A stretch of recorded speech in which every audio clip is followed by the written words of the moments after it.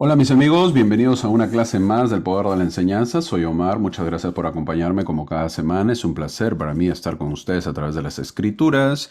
Les doy una cordial bienvenida a esta clase del manual Ven, sígueme del libro del Nuevo Testamento que vamos a ver el día de este año, el día de hoy también, que estamos viendo como cada semana. Gracias por acompañarnos y espero que puedan disfrutar de las clases y obviamente pues si les agrada puedan compartir a sus amistades. Para mí es un placer el poder compartir. He visto algunas preguntas que hacen y obviamente trato de responderlas también cuando si es que ustedes las tienen. Así que para empezar vamos a ver, ya estamos casi al final del mes de enero. Vamos a ver la semana, esta semana. Como saben, el manual nos dice que veamos un capítulo más pues, de cada libro. No avanza mucho el manual y es porque verdaderamente hay mucho para aprender, así que empecemos de una vez. Esta semana es del 23 de enero al 29 de enero. Veremos Mateo capítulo 3, Marcos capítulo 1 y Lucas capítulo 3. Son tres capítulos que vamos a ver el día de hoy. Así que no hay tiempo mucho que perder porque hay mucha cosas por aprender en estas lecciones. Así que sigamos y disfrutemos. El, el título de la clase, Preparad el camino del Señor, es el título de nuestra clase el día de hoy. Y eso lo encontramos en Marcos y Lucas. Marcos y Lucas nos dicen eso, sobre todo Marcos capítulo 3, versículo 1. Marcos capítulo 1, versículo 3 dice, voz del que clama en el desierto, preparad el camino del Señor, enderezad sus sendas. Fin del versículo. Un versículo que aplica para nuestra época también. Preparemos el camino del Señor. Esa es nuestra meta. Y la pregunta es, ¿cómo lo estamos haciendo? ¿Qué estamos haciendo? O quizás podamos decir de repente, no, hay mucho trabajo, mucho estudio, muchos quehaceres y no hay tiempo para el Evangelio. ¿Cuál es el objetivo de la vida? ¿Para qué hemos venido a esta tierra? ¿Solo vinimos para trabajar? ¿Solo para estudiar? ¿O solo para vivir? ¿O tenemos un propósito de vida? Así que preparemos el camino del Señor. ¿Por qué? Porque va a volver. Y la pregunta, y ojalá, es que nos encuentre pues preparando el camino, que ese es el objetivo. La clase habla de Juan el Bautista. Vamos a hacer un pequeño resumen de la clase, breve, lo que vamos a ver el día de hoy. El contexto histórico, ¿no? Veamos el contexto histórico, es de que en el tiempo de Juan el Bautista ya los judíos estaban pensando en una rebelión contra los romanos, estaban cansados de los romanos. Los judíos querían que alguien viniera para que los liberara y cuando Juan el Bautista empieza a enseñar, no lo hace pues como un conquistador, no lo hace en su caballo blanco como lo hacían los romanos. Es verdad que estaba en el desierto y llamaba a la gente, pero lo llamaba para el arrepentimiento. El Salvador vendría y él tenía que preparar el camino. Esa era su meta, su visión, su misión también. Ahora mirabas en Juan pues a un nazareo, un hombre que comía miel y langostas, un hombre rudimentario, un salvaje que predica el evangelio preparatorio, mientras el pueblo quiere a un libertador de la opresión de Roma.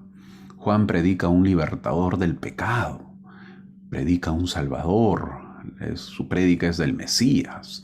Juan entendió bien claro para qué vino a la tierra, para qué vino al mundo. Yo he venido a preparar el camino del Señor para su llegada. Y eso debe ser nuestra meta también. Ahora, esta clase vemos que tanto Mateo como Lucas hablan casi de lo mismo, así como Marcos, que es más resumido. Pero Marcos al final narra algunos milagros, uno del hombre endemoniado, la sanación de la suegra de Pedro y el otro que es la sanación del hombre leproso. La clase del día de hoy vamos a mezclar un poco los libros para poder entender la historia del contexto, porque si no va a estar complicado entenderlo. Es decir, vamos a elegir los mejores versículos siguiendo el contexto. Así se va a hacer a partir de ahora las clases siguientes. ¿Por qué? Porque hay cosas que se repiten. Entonces vamos a escoger los mejores versículos para poder entenderlo.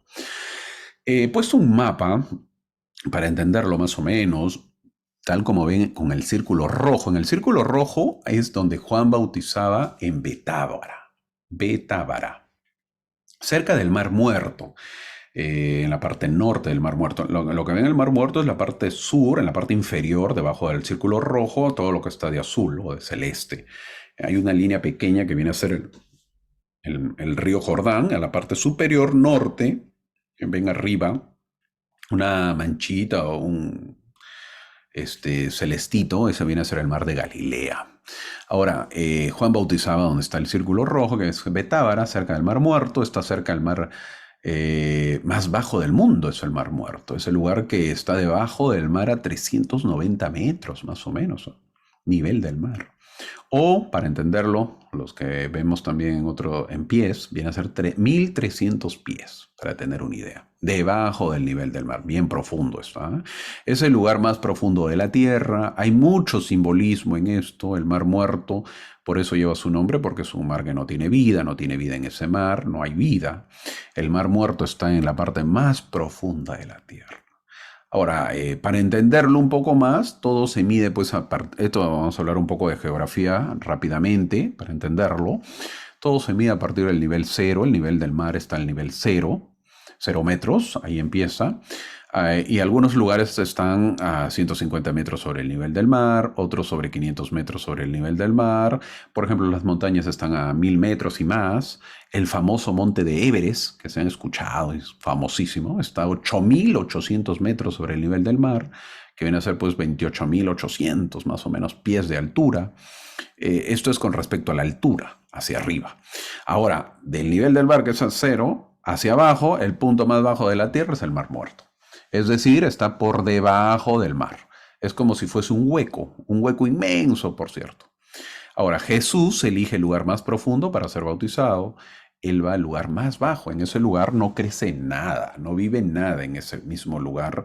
Elige Jesús ser bautizado. Obviamente mostrando pues condescendencia. ¿Por qué? Porque desciende debajo de todas las cosas muertas. Porque todas las cosas que están muertas pueden volver a vivir. Ahí es donde termina su vida pública y ahí es donde empieza su ministerio o vida privada o la vida por la que fue escogido o llamado. Ahí empieza el ministerio. Juan el Bautista, un hombre que fue criado lejos de la ciudad, que fue criado con la simpleza de la vida, quizás en una vida austera, pero que tuvo que preparar el camino para el Mesías. Tuvo el privilegio de poder bautizar al Salvador, y ahora esto nos hace entender que del desierto también salen líderes. De los humildes también salen líderes, y eso es bueno e importante. Ahora he puesto algunas fotos, algunas láminas para poder entenderlo, ya que obviamente si están pensando en viajar a Jerusalén, a Israel, poder conocer, ya van a tener alguna idea. El día que viajen van a ver estos lugares. Estas fotos son pues de la actualidad, lo que existe en Google, ustedes lo pueden buscar y yo les he facilitado para poder conocerlo y tener una idea. Lo que vemos en la diapositiva pues es el lugar donde se bautizó supuestamente Jesús. Digo supuestamente porque la exactitud es complicada por haber tantas iglesias en disputa que están alrededores y obviamente los países también están en disputa de los lugares, ¿verdad? Las disputas de los países tampoco ayudan, así que uno dice, pues unos dicen en un lugar, otros dicen en otro lugar. Pero este lugar se ha establecido como el lugar del bautizo de Jesús en el río Jordán. Está declarado patrimonio de la UNESCO para que sea protegida, ¿verdad? ¿Por qué? Porque han pasado ya tantos años. Obviamente que al haber pasado años, el lugar se va cayendo, se va destrozando, se va arruinando. Obviamente la gente va también, quiere bautizarse. Imagínense que lleguen 1000 turistas todos los días. Esto se malogra, ¿verdad? Por eso la UNESCO ha hecho que sea pues declarado patrimonio de la humanidad, declarado un patrimonio de la UNESCO, de tal manera que la gente no puede estar visitándolo, no puede estar usándolo o irse ahí mismo a bautizarse. No se puede. ¿Por qué? Porque ya está declarado patrimonio. De esa manera se protege. También ayuda a eso. Por ejemplo, acá vemos al Papa Francisco visitando el lugar. Obviamente con todos los protocolos y con todas las normas que se tiene que seguir, porque ni el Papa puede hacerlo a la manera, ¿verdad? Pero llegan a ciertas zonas, tocan, miran y obviamente que se retiran, pues, ¿no? Es para tratar de conservar los lugares. Ahora, otra de las curiosidades del río Jordán es que actualmente en diferentes puntos del río se pueden encontrar iglesias bautismales donde los viajeros pueden renovar este sacramento o realizarlo por primera vez. Así que si decides visitar el río Jordán y celebrar un bautismo, deberás cumplir pues con el código de vestimenta o solicitar unas túnicas, ya que al no ser balnearios no se puede ingresar con traje de baño, es decir, no se puede ir y decir, pues yo no, yo voy a nadar acá con mi ropa de baño. No, no, no, no, no, eso no está permitido, así que no se puede hacer. Otro dato curioso sobre el río Jordán es que su superficie no se encuentra a la misma altura que en los tiempos de Josué. ¿Se acuerdan cuando José quiso cruzar el Jordán? Obviamente pues era cauteloso y tuvo que... no se podía cruzar. En esta época ya es diferente. Se puede llegar, en esta época tal vez, a veces, muy a veces se puede desbordar llegando a tener casi pues el mismo caudal en invierno. Muy pocas veces se puede desbordar. Ha perdido caudal. Por esta razón se considera que el río Jordán es el que tiene la elevación más baja del mundo. Lo que vemos en la foto lo hacen en la parte norte. Uy, aquí se ve pues algo grande, ¿verdad? Que se están sumergiendo, bautizando. Pero eso es en la parte norte del río Jordán, porque hay más agua y está acondicionada para los turistas. Obviamente hay que sacar provecho, ¿verdad? El que vive del turismo. Algo que se tiene que saber es que el recorrido del río Jordán es de norte a sur y conforme va viajando va perdiendo caudal. Sus aguas son usadas por Israel y Jordania para los regadíos y esto ha hecho que vaya perdiendo caudal. Ya cuando llega al Mar Muerto, obvio que sus aguas son muy, pero muy disminuidas. Entonces se ha ido perdiendo, obviamente, el paso del tiempo no perdona, el paso del tiempo y la contaminación y lo que se habla pues de la disminución, pues el río Jordán es uno de ellos, que ya cada vez se va perdiendo y creo que con el tiempo de repente puede desaparecer. Sería terrible que no haya el río Jordán, pero bueno, ese es el ser humano, pues así somos. Ahora, entremos a la clase. Lucas narra la historia en los primeros versículos mencionando quienes gobernaban en ese entonces. Él menciona a Tiberio César, Poncio Pilato, Herodes, tal como vemos en la imagen, en la parte superior, en la parte derecha, lo vemos a Pilatos y Jesucristo, famoso esta lámina, foto, bueno, foto no es verdad, es una lámina, un dibujo, donde se aprecia de que Pilatos está mostrando a Jesucristo para ser obviamente crucificado, ¿no? Aquí le dice ya, aquí está su rey de reyes, ¿se acuerdan? Es famoso esto. Lucas menciona a estos personajes, a César, Tiberio César, que era el César gobernador de Roma, Pilatos de la parte de Jerusalén y Herodes también de la parte norte. Ya lo vamos a ver. Lucas enumera a los líderes políticos de la región en la que Jesús vivió y sirvió. Como cualquier buen historiador, Lucas dio un marco real, algo histórico. Esto pues nos da a entender que no es un cuento de hadas que comienza con érase una vez. No, no, no, esto es algo serio. También menciona a Caifás y Anás, como vemos en la imagen, en la parte izquierda. Obviamente también, pues, es de películas esto, pero los uniformes o la ropa que ellos tienen sí es real, es de esa época. Lucas también hizo una lista de los líderes religiosos de Judea en el periodo del ministerio de Jesús. Caifás era en realidad el sumo sacerdote, pero su padre en la ley, Anás, era el patriarca pues, de la familia, era la verdadera influencia entre la clase sacerdotal. La mención de estos dos sumos sacerdotes corruptos nos recuerda que los líderes judíos estaban más interesados en la política del poder que en servir a Dios. Anás fue designado sumo sacerdote por los romanos y luego es removido del cargo. ¿Y deja a quién? A Caifás. ¿Y quién es Caifás? Su yerno. Imagínense, pues dominaban ahí el poder.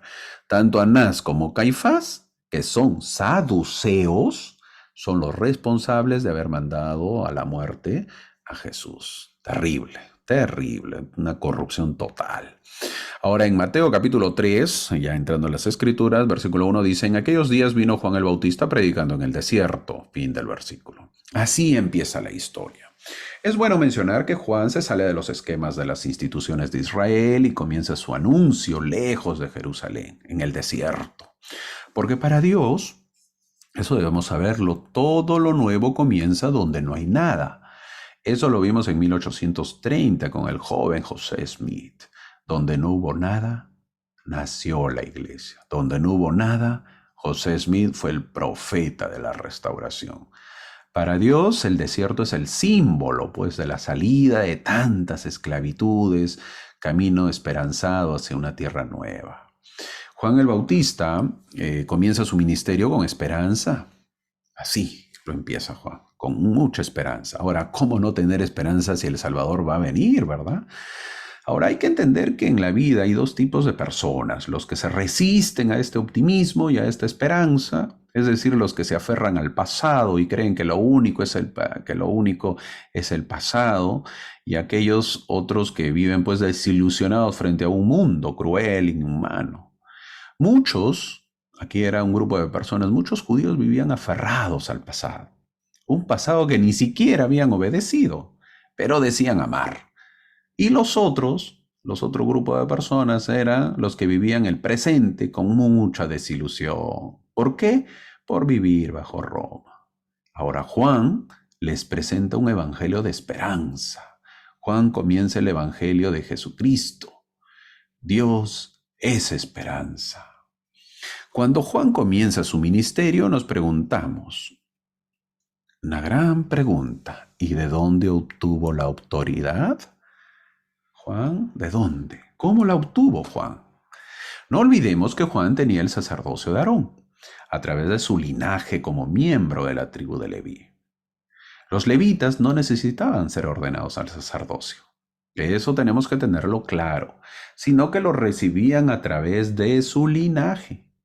Por lo tanto, Juan, como hijo de Zacarías, no necesitaba ser ordenado al sacerdocio arónico. O sea, nadie bajó y le dio el sacerdocio arónico a Juan, porque eso lo tuvo por sangre.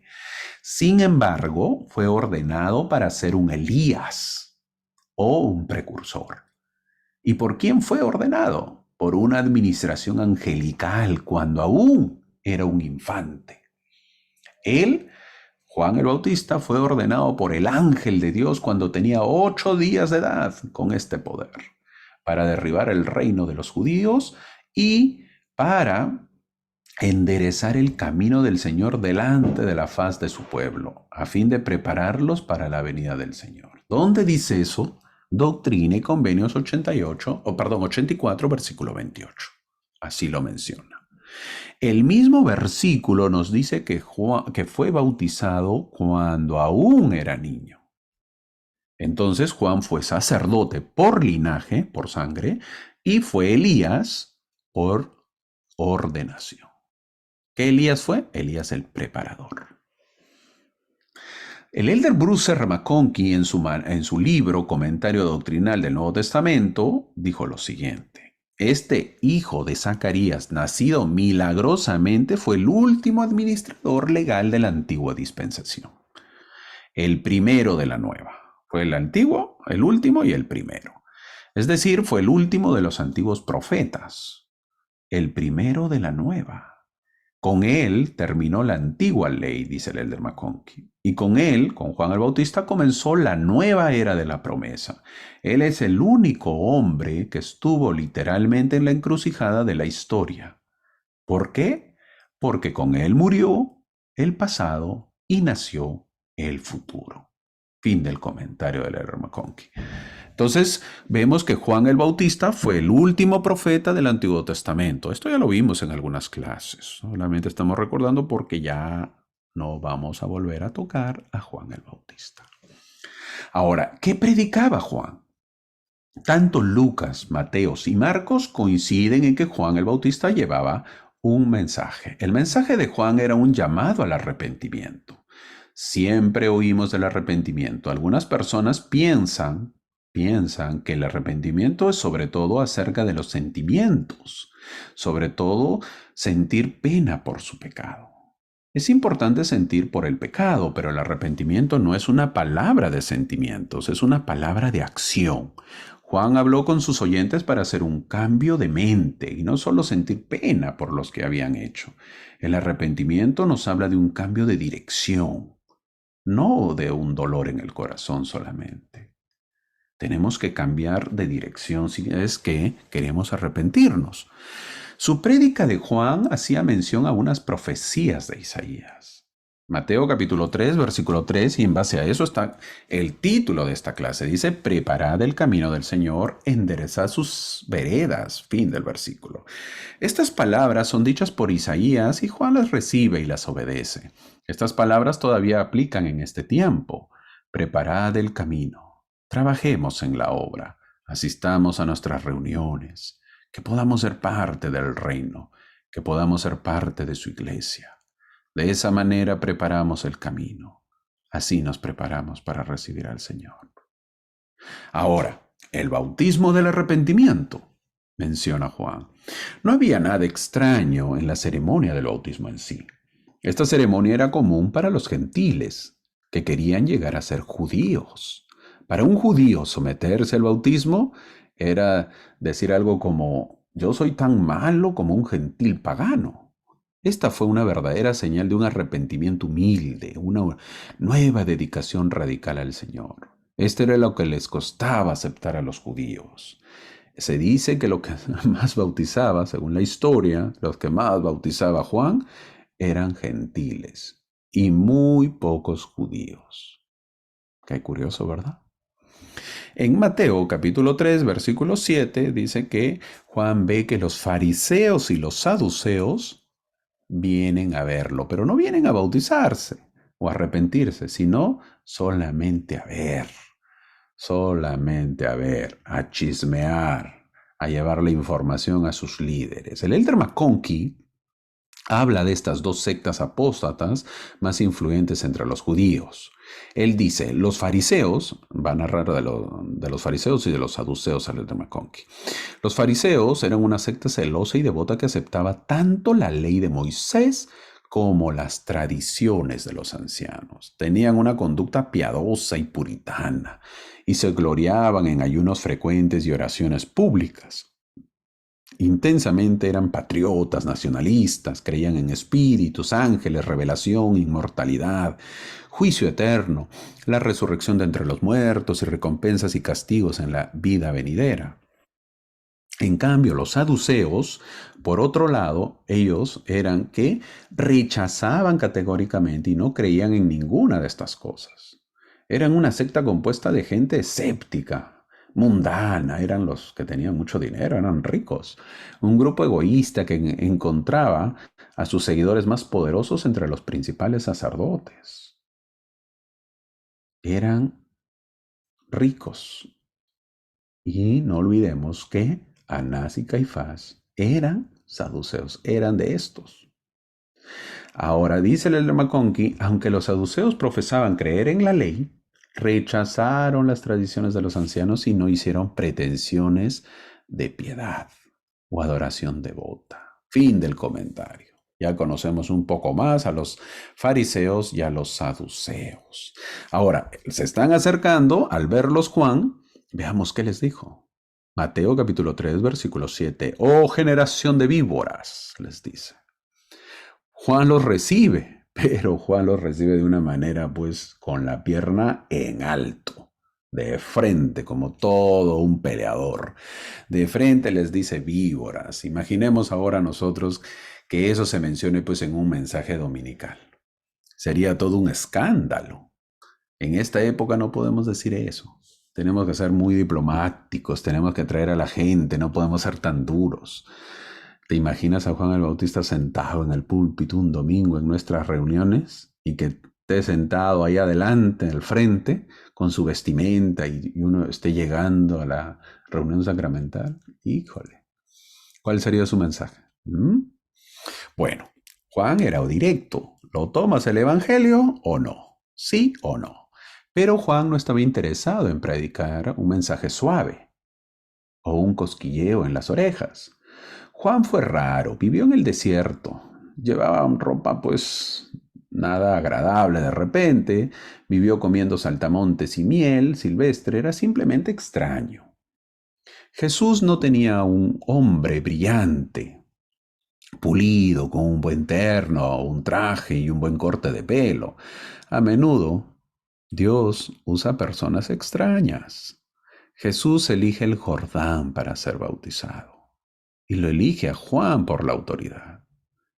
Pregunta, ¿por qué no elige otro lugar? Es el Hijo de Dios. Pero ¿por qué elige ese lugar? Una de las preguntas a ese tipo de preguntas es ¿por qué, Juan? Es ¿por qué? Siempre hacemos esa pregunta, ¿por qué? Juan les pide que cambien. En Lucas capítulo 3, versículo 8, dice, haced pues frutos dignos de arrepentimiento. Fin del versículo. Lo que pide Juan es arrepentirse, volver a Cristo. Volvamos a Cristo en la manera de arrodillarnos. Nosotros volvemos a Cristo en la mañana al arrodillarnos y orar. Eso es volver a Cristo. En el día no nos va bien en la rectitud, podemos volver a arrodillarnos y arrepentirnos. Eso lo podemos hacer durante todo el día y podemos estar en contacto con Dios todo el día. Cuán importantes son las oraciones del corazón. Es por eso que las oraciones casuales no dan respuestas sublimes, porque requieren compromiso, requieren que nuestro corazón se vuelque a lo espiritual. Cuando uno ora por las comidas, también está otra vez volviendo a Cristo. Y esa es la idea. Pero Juan sabía lo que pensaban estos judíos. Ellos se creían pues descendientes de Abraham y creían haber ganado el cielo. ¿En qué grave error estaban, sinceramente? Mateo capítulo 3, versículo 9. Otra vez le da duro Juan. No penséis decir dentro de vosotros mismos, le leyó el pensamiento. Tenemos a Abraham por padre, les dice. Fin del versículo.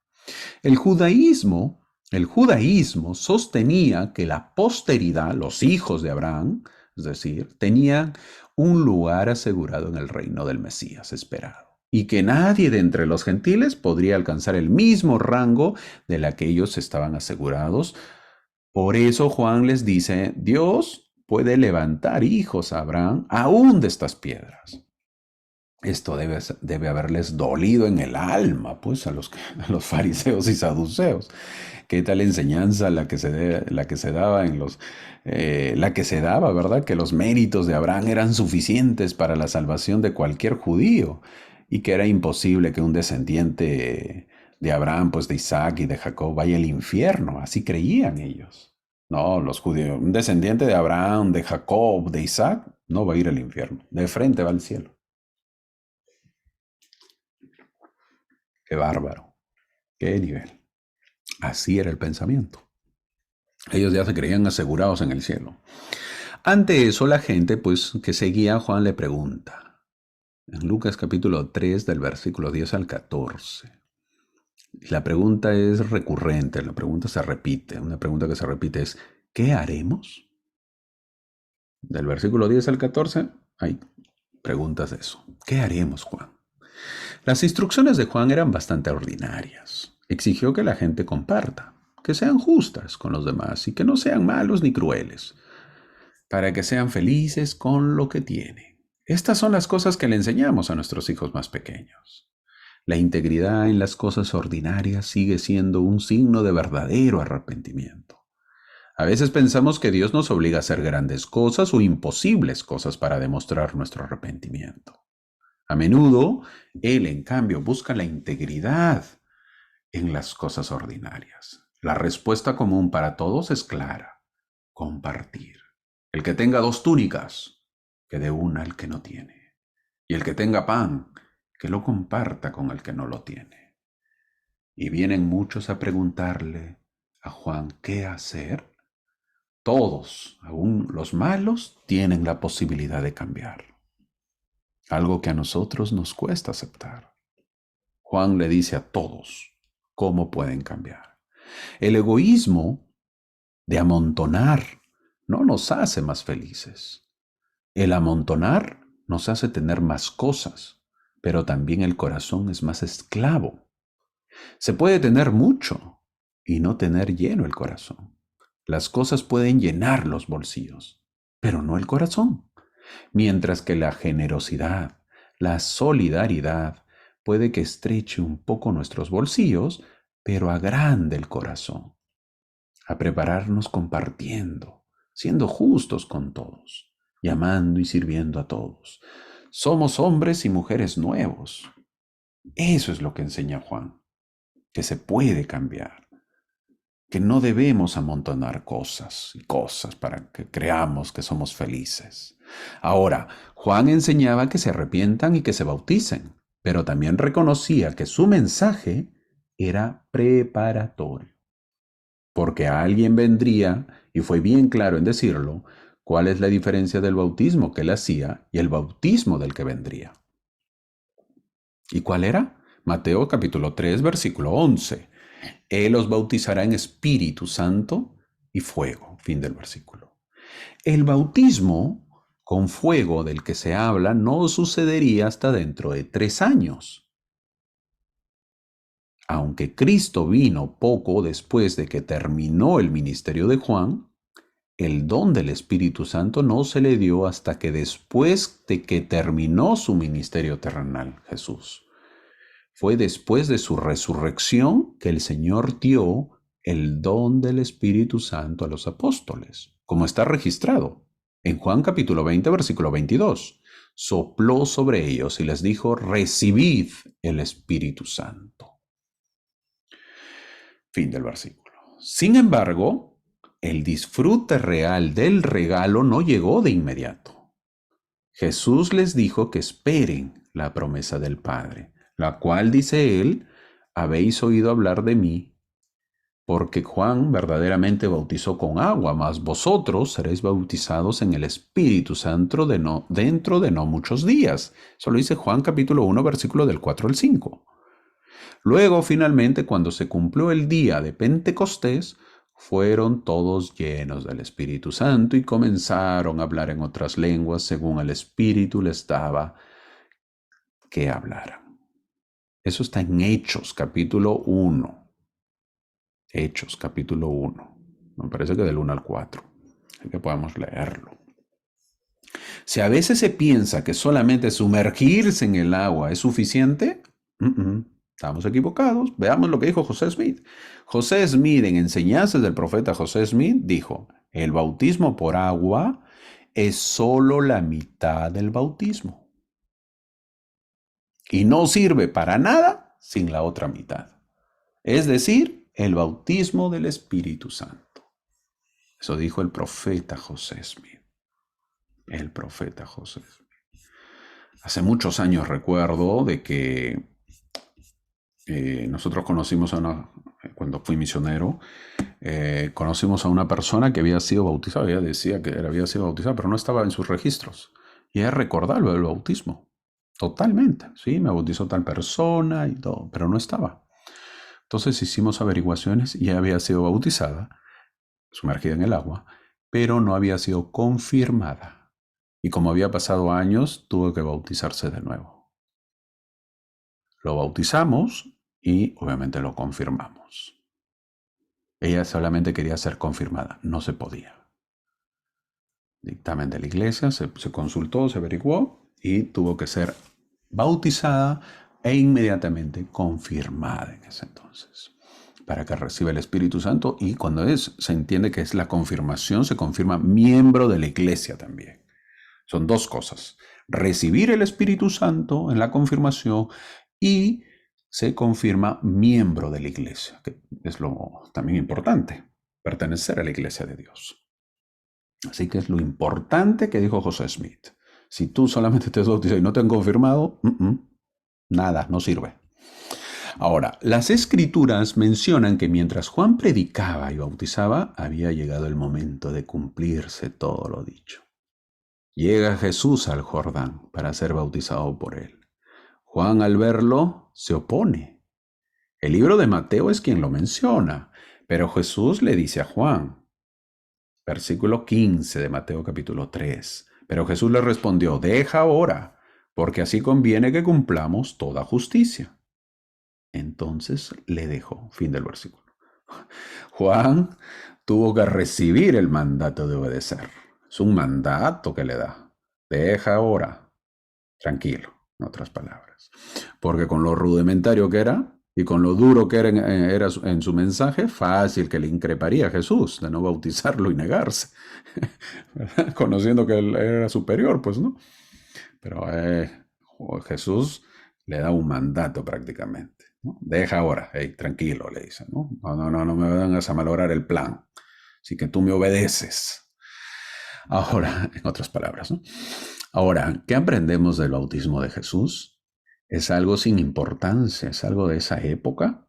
¿Es una ordenanza disfrazada? ¿Podemos pensar eso? Veamos. La enseñanza del bautismo de Jesús, ¿qué es lo que encontramos? La primera enseñanza es que Jesús no se siente incómodo, mezclándose con todos los pecadores que hacen turno para que Juan los bautice. No tiene reparo alguno de que le tengan por un pecador más en la fila de los pecadores.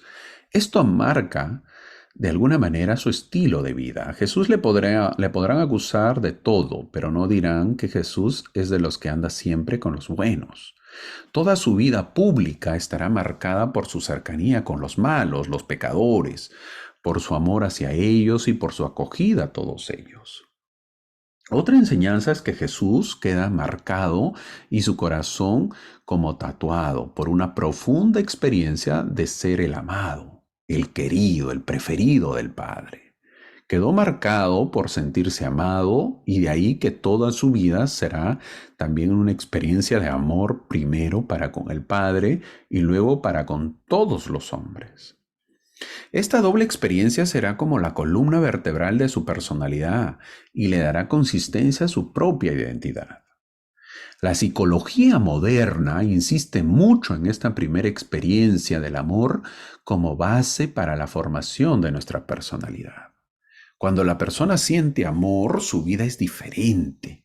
¿Nos sentimos nosotros los amados de Dios? Esa es la pregunta. Jesús con su bautismo ya estaba marcando cuál sería su estilo de vida. Sería, ¿cómo? Un Dios de amor. Su huella sería el amor por los demás. Lo hizo para identificarse completamente a sí mismo con el hombre pecador, con todos nosotros. Gran enseñanza. Ahora, hablando del bautismo de Jesús, cuando sale del agua, vemos al Espíritu que desciende en la señal de paloma. Y una voz del cielo se escucha decir al Padre que está complacido del Hijo. Pero hasta el momento el Hijo no ha hecho nada supuestamente. Pero su vida, hasta ese momento, era perfecto. Por eso el Padre está complacido con su Hijo. Y lo que está haciendo del bautismo es lo que le dice, estoy complacido. Ha hecho un buen trabajo y da testimonio de su bautizo y de su vida. Después del bautismo es uno de los momentos más esplendorosos en la vida de Jesús. Es un momento en el que Jesús encarnado, Jesús hombre, siente la voz del Padre que le reconoce como hijo y además le hace sentirse amado, el predilecto del Padre. Debe ser un momento extraordinario dentro de la experiencia de fe de Jesús y que lo marcó definitivamente para toda su vida. Al sentirse amado del Padre, obviamente, Jesús se comprendió a sí mismo como hijo encarnado, como hombre. Algo así como si desde dentro se le iluminase todo su ser y su personalidad. Por eso la fuerza vital que animó a Jesús toda su vida. Es en ese momento donde se revela el amor del Padre a su Hijo. Es donde Jesús conoce verdaderamente el amor. Y ese amor es el que lo guiaría en su vida. Qué bonito. De verdad, qué bonito y qué es momento espiritual. Ahora, así como Jesús quedó marcado por el amor del Padre, nosotros que nacemos como cristianos tenemos que sentirnos marcados también de este mismo amor. Cada cristiano tendría que sentirse un amado de Dios, un hijo predilecto de Dios. Esta es la esencia del ser cristiano. Tanto Mateo como Marcos mencionan que después del bautismo o después del bautizo subió del agua. En Mateo capítulo 3, versículo 16 lo dice. Esta escritura es una escritura misionera clásica sobre el modo apropiado de bautismo. ¿Fue Jesús bautizado por simple aspersión? Aspersión es cuando te echan agüita nada más de la mano en la cabeza. ¿Cómo pudo haber salido del agua si no lo hubieran sumergido primero? Esta escritura, en combinación con muchas otras, prueba sin duda que el modo apropiado de bautismo es por inmersión. Se requiere un esfuerzo considerable de la imaginación para pensar que Jesús iría a ver a Juan en el río Jordán, y luego bajaría al río solo para que le rociaran o derramaran un poco de agua sobre su cabeza. Es un poco imaginativo. Cuando hacen la pregunta de cómo son los bautizos, ahora ya entendemos por qué nos tenemos que sumergir. Eso es lo que se nos enseña por lo aprendido. Jesús fue bautizado por estas razones: para significar su humildad ante el Padre, para mostrar que, según la carne, Él se humilla ante el Padre. Él es el Hijo Todopoderoso de Dios. Hizo los mundos, los cielos siderales, cobraron existencia por su palabra. Tiene todo el poder en el cielo y en la tierra, y sin embargo, como un modelo perfecto de humildad, se mete en una corriente sucia, el río Jordán, cuyas aguas apenas son aptas para el consumo humano, y permite que un hombre tosco y sin pulir del desierto lo sumerja en el bautismo, porque tal es la ley del Señor. Es increíble. Eso es la humildad del Padre. Imagínense el Hijo de Dios bautizándose. ¿Dónde se estaba bautizando? En el Jordán. Gran. Cuando pudo haberse bautizado pues en otros lugares más hermosos. Es el Hijo de Dios. Pero no. Eso se demuestra la humildad. Otra de las razones por la cual fue bautizado, como pacto de obediencia. Él da testimonio al Padre de que le será obediente en el cumplimiento de sus mandamientos. No vino a hacer su propia voluntad, sino la voluntad del Padre, que lo envió. No estaba más libre de restricciones y control que cualquier hombre. Caminó por el camino que se le había fijado porque era la voluntad de su Padre, y él estaba bajo pacto, hecho en las aguas del bautismo, para hacer la voluntad del Padre. Es verdad que era el Hijo de Dios, pero tenía que cumplir. No vino a hacer lo que él quería, vino a cumplir lo que se le había encomendado. Otra de las razones es recibir el don del Espíritu Santo, es decir, conformarse a la ley que le daba derecho a la compañía constante de ese miembro de la deidad.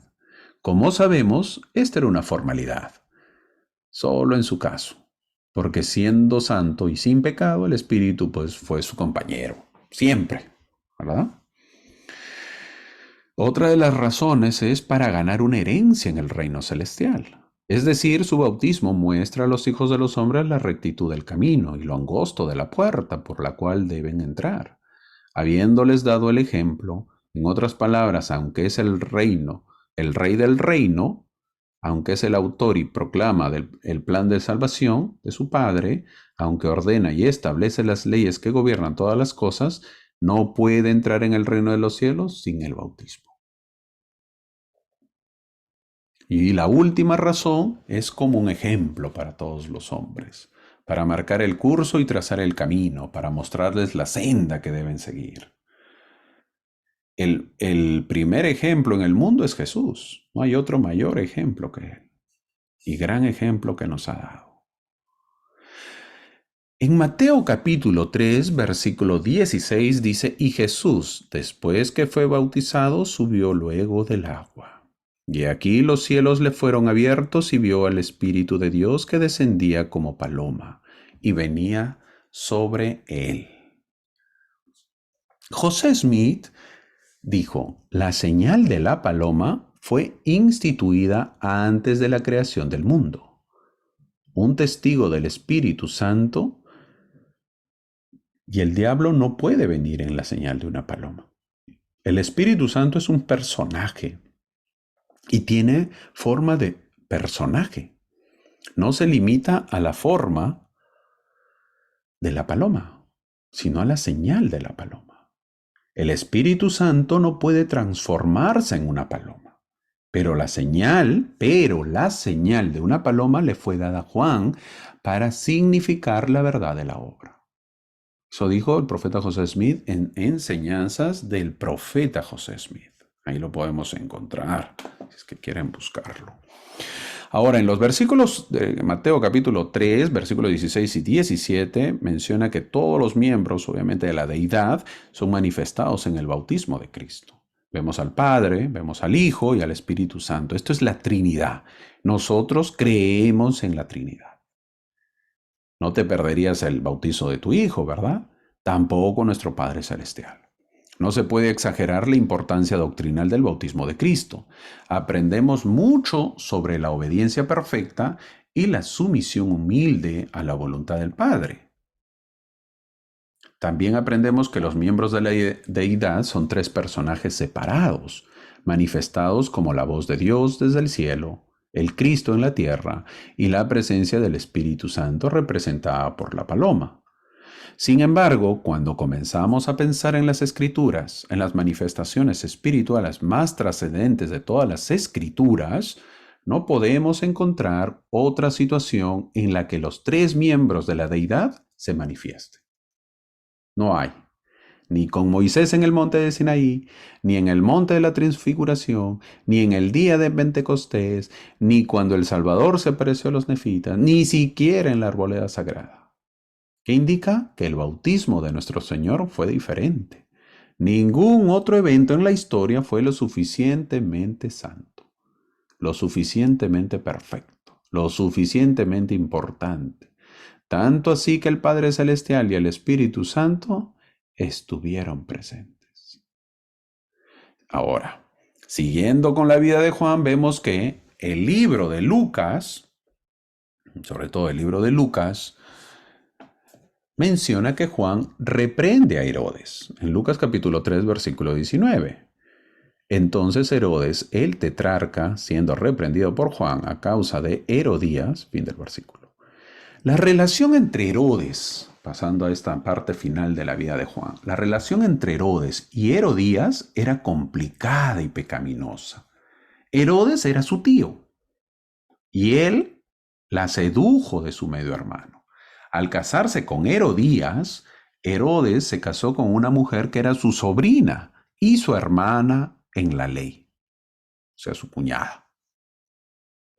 Al parecer, el motivo del arresto fue que Herodes temía que la gran influencia que Juan tenía sobre el pueblo podría usar su poder y la inclinación para levantar una rebelión porque parecían dispuestos a hacer cualquier cosa que él debía aconsejar. Por esa razón, Juan es encarcelado. Así termina la historia de Juan, el Bautista. Ahora, siguiendo después con el bautizo, después del bautizo vemos que Jesús comenzó su ministerio en la tierra con la bendición del Padre y el poder capacitador del Espíritu Santo. Mientras Mateo y Lucas terminan con el bautismo de Jesús, Lucas se extiende obviamente un poquito ya hablando de la genealogía de Jesús, que ya lo hemos visto. El libro de Marcos, en su primer capítulo, habla de más sucesos. Marcos menciona las tentaciones de Jesús, que lo veremos en la próxima clase. Algo breve lo menciona Marcos. Luego Marcos menciona algunos milagros al final del capítulo 1 de su libro, la expulsión del espíritu inmundo, la sanación de la suegra de Pedro, Y también menciona que le traían muchos enfermos para ser sanados. Y termina narrando la sanación de un hombre con lepra, la cual vamos a ver o en este momento rápidamente, porque es muy importante esta historia tan bonita, que dice en Marcos capítulo 1, versículo 40 al 42. Vino a él un leproso rogándole e hincada la rodilla le dijo, si quieres puedes limpiarme. Y Jesús, teniendo misericordia de él, extendió la mano y le tocó y le dijo, quiero, sé limpio. Y así que él hubo hablado, al instante la lepra se fue de aquel y quedó limpio. Y uno se pregunta, ¿qué es ser leproso en el tiempo de Jesús? Alguien con lepra es enviado al ostracismo, es decir, es apartado. Lo envían lejos de la comunidad. Y si éste iba a la ciudad que tenía que decir que tenía que decir que es impuro y la gente se le apartaba, era una enfermedad terrible. Pasaban años y años en la soledad. Nadie les estrechaba la mano, nadie les abrazaba, no tenía contacto humano. Algunos lo llamaban a la lepra como la muerte, pero en vida, porque era como si hubieses muerto para tu familia y amigos, pero era como si estuvieses muerto prácticamente. La persona tenía que vivir con ese dolor emocional y con el dolor físico de la enfermedad. Literalmente la persona está muerta, está herida, se está pudriendo y su paz se está desmoronando. No hay nadie a quien le gusta estar así. Por distancia, por ejemplo, tenía que estar a 6 pies. 6 pies más o menos son 2 metros de distancia de los demás. Así era la vida de esta gente. Era realmente triste, fea esta enfermedad. Ahora, en esta historia, el leproso toma la decisión de ir a Jesús. Y la pregunta que es, ¿me recibirá o no? Mi última esperanza, no hay nadie más que me ayude. ¿Se rehusará a ayudarme o me extenderá la mano? Había oído hablar que cura, había oído hablar de sus milagros. ¿Por qué no acercarse y suplicarle que le cure? Él sabía que la gente no tenía compasión con ellos. Sabía que la gente lo despreciaba. Y quizás Jesús también haga lo mismo. Jesús se enfrenta con una de las peores exigencias de la ley y la institución de la sinagoga o el templo. Se encuentra frente a un marginado, Jesús. Se encuentra frente a un excluido. La enfermedad de la lepra es ciertamente dolorosa, pero más doloroso es sentirse excluido de la comunidad, de la gente, y condenado a vivir en la marginalidad y la incomunicación. Una de las cosas que más agradece un enfermo es sentirse valorado, atendido, querido, amado, acompañado. En esos casos, el abandono y la soledad terminan siendo más dolorosos que la vida, que la misma enfermedad. El leproso le dice a Jesús, si quieres, puedes limpiarme. Y Jesús, movido a compasión, lo tocó. Lo tocó, dice, y le dijo, quiero, sé limpio. Hubo cientos de maneras que pudo limpiar Jesús a este hombre, de diversas maneras, de diversas formas. Pudo hablar y decir que se sane. Pudo soplar y que el viento le sane. Pudo haberlo enviado a un estanque de agua, a un río, como lo hizo en el Antiguo Testamento con el general sirio. ¿Se acuerdan? Con Naamán, que se bañe 7 veces. Pero el maestro extendió su mano y lo tocó. Esa es la forma que elige Jesús para sanar. Tocarlo, tocar al hombre que hace años no fue tocado, que nadie le quería tocar. Con este milagro estamos entrando al lugar donde Jesús está comenzando su ministerio. Así es Jesús, tierno. La enseñanza es que muchos nos sentimos como el leproso. Estamos sanos, pero muchos nos han apartado como a los leprosos. Muchos son tratados como leprosos. ¿Cuántos se sienten excluidos en la iglesia, en la familia, en el trabajo, en la escuela? Jesús se conmovió con compasión Así es Jesús. Se mueve por compasión. Deberíamos sentir compasión por los excluidos. Jesús empieza su ministerio con una historia conmovedora. Jesús no solo limpia al leproso, sino que también limpia esa imagen tan negativa de Dios que condena y excluye a estos y otros enfermos. ¿Por qué? Porque no entendieron la ley. Por eso aquí no se habla de sanar, sino limpiar. El leproso pide que lo limpie y Jesús lo declara limpio. Pero Jesús no solo lo limpia el cuerpo, quiere limpiarle también el alma. Jesús lo limpia por fuera de las manchas de la lepra, pero lo limpia también por dentro, liberándolo de la ley y entrando en el ambiente y clima del amor. Esta era la verdadera ley. Esto realmente. Para ello, Jesús no tiene reparos en quebrantar gravemente la ley. Cuando se trata de hacer algo por el hombre, Jesús se la juega entero. Es consciente de que ahora el leproso será Jesús. El verdadero leproso queda limpio, mientras que Jesús queda manchado, impuro legalmente. El leproso que vivía condenado a la marginalidad queda ahora integrado a la sociedad, mientras que el que tiene que pasar a la clandestinidad y marginalidad es Jesús. Jesús nos presenta un Dios que se acerca al hombre, que valora al hombre, que se hace hombre por el hombre. Es decir, no es el Dios rigorista, sino el Dios amor. ¿Por qué Jesús le manda presentarse a los sacerdotes? Es la pregunta. Era sencillamente para que se sintiese integrado de nuevo a la comunidad, a la iglesia, pero también para que él mismo tomase conciencia de la diferencia entre la antigua religión de la ley y la nueva religión del amor. En esta historia vemos cómo el leproso entra en la ciudad porque es sanado y Jesús ya no puede entrar. Él tiene que salir de la ciudad. Ese es el amor. Tocar a un leproso era correr el riesgo de contagiarse de la lepra. Y claro, nadie quiere contagiarse de los males del otro. Por eso preferimos verlos desde lejos, porque desde lejos nadie se contagia y además duele menos. Ver la pobreza por televisión es demasiado fácil. Al fin y al cabo, todos terminamos diciendo, pobrecitos, ¿qué vida lleva? Esto no contagia a nadie, ¿verdad? La pobreza hay que tocarla con la mano, porque solo entonces duele. Eso lo vamos aprendiendo poco a poco. Al pobre hay que tocarlo con la mano, porque solo entonces uno sabe de verdad lo que es ser pobre. Nuestro estómago no siente hambre por mucho que nos informemos del hambre que existe en el mundo.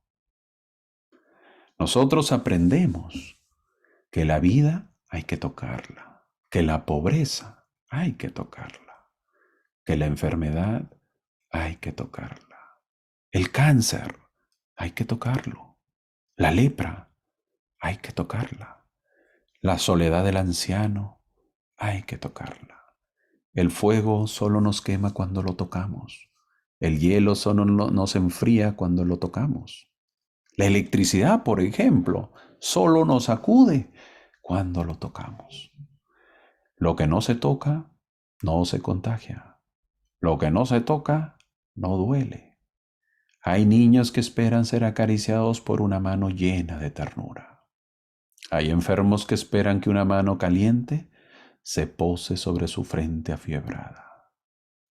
También hay pobres que esperan que alguien les tienda la mano y estrechen la suya.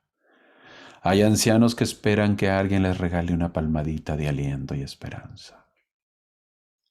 Puede que nuestra mano no los cure de sus lepras, pero al menos habrá sanado su corazón y su espíritu, haciéndoles sentir que también ellos significan mucho para nosotros. Una de las grandes enfermedades es no ser nadie para nadie, dijo Teresa de Calcuta, la Madre Teresa de Calcuta. Una de las grandes enfermedades es no ser nadie para nadie. Qué terrible. Llegamos al final de nuestras clases, de nuestro mensaje o de nuestra clase, del manual. De Juan hemos aprendido que es de los que deja que otros crezcan, Juan el Bautista. No es de los que se resienten. Él no se resiente de que otros puedan ser más y que los demás disminuyan. Juan es así de desprendido con él mismo. Juan fue usado para abrir caminos. Ojalá que el Señor nos use para abrir caminos también. A veces somos un freno en el crecimiento de los demás. Muchos se unen a la iglesia para cambiar sus vidas. Quieren hacer cosas, pero muchas veces los frenamos. Muchos ingresan y quieren predicar y salir y visitar, pero con la pasividad que tenemos, esos deseos se van perdiendo. Y con el tiempo caen en el mismo círculo de pasividad que los que tenemos años. Nosotros abramos camino para que el amor de Dios llegue a nosotros. Jesús busca a los olvidados. Tampoco se fija en los grandes, sino en Juan el Bautista, que vive olvidado en el desierto. Hace muchos años alguien dijo que los hombres escriben la historia a través de los vencedores, mientras que Dios escribe la historia a través de los vencidos, de las víctimas. Si en algún momento alguien se atreve a decir, yo no sirvo, yo no valgo, te equivocas. Tal vez no sirvamos para el mundo, pero podemos ser los más grandes puentes a través de los cuales Dios llega a los hombres. La fecha del bautismo es la fecha de nuestro nacimiento. Esa es la fecha del bautismo, de nuestro nacimiento en la iglesia, la fecha en la cual nuestra mamá iglesia nos dio a luz. Demos gracias a Dios por el día de nuestro nacimiento en la iglesia, por nuestro bautismo. ¿Lo recordamos qué día fue? Algunos ya se olvidaron de la fecha, del día, de su encuentro con Dios. Se nos enseña a bautizarnos a los 8 años. Ese es el propósito, recordar lo bello, lo hermoso. Muchos quizás tengamos que hacer algún esfuerzo en recordar y recordará algo de su bautismo. Imagínate si hubiese sido un bebé siendo bautizado. Te hubieses perdido lo maravilloso que fue salir de las aguas. Jesús nos enseña con su bautismo que nuestros pecados no son un estorbo para Él. Él se mezcla con los pecadores. No se avergüenza de andar conmigo, no se avergüenza de andar con los malos, no se avergüenza de andar contigo, no se avergüenza de andar con nadie, con esos que tienen mala fama y todo el mundo los ve como peligrosos. Con esos no se avergüenza. A mí me inspira una gran confianza el saber que Jesús no solo se hace hombre como yo, sino que hasta se quiere parecer a mí en mi vida de pecador. Desde luego, vistas las cosas así, habría que decir que Jesús cuidaba bien poco su imagen. ¿Verdad que sí? A lo largo de su vida, Jesús jamás cuidó de su imagen. Al menos en el sentido que le damos nosotros hoy a eso de imagen. Con él no iba el refrán de dime con quién andas y te diré quién eres. Ese refrán no aplicaba a Jesús. Jesús no tuvo asesor de imagen. Juan pretendió serlo, pero Jesús se lo prohibió. Desde luego, cuando uno lee después el Evangelio, uno se da cuenta de que si de algo pudieron acusarle a Jesús, fue de andar en compañía de los malos, de los pecadores. Esa fue la gran verdad de Jesús, porque esa es también la verdad del amor. El amor no hace distinción de personas. Además, el amor siempre busca a los más débiles, y esa fue la historia de Jesús. Por eso su figura chocaba tan radicalmente con la de los santos fariseos. La esencia del cristianismo es conocer el amor de Dios por nosotros. Sintamos el amor de Dios por nosotros. Debemos sentirnos amados por Dios. Todavía sigue vigente el amor de Dios y nos dice, tú eres mi hijo amado. Terminando de la historia del leproso, aprendemos que Dios no margina a nadie, ni sano, ni enfermo, ni bueno, ni malo. Dios no tiene reparo en ser excluido cuando se trata de salvar al hombre. Jesús sana los cuerpos y limpia las almas. ¿A cuántos excluimos hoy, también hoy en nombre de Dios? ¿A cuántos obligamos a callar en nombre de Dios? ¿Qué mala imagen ofrecemos de Dios?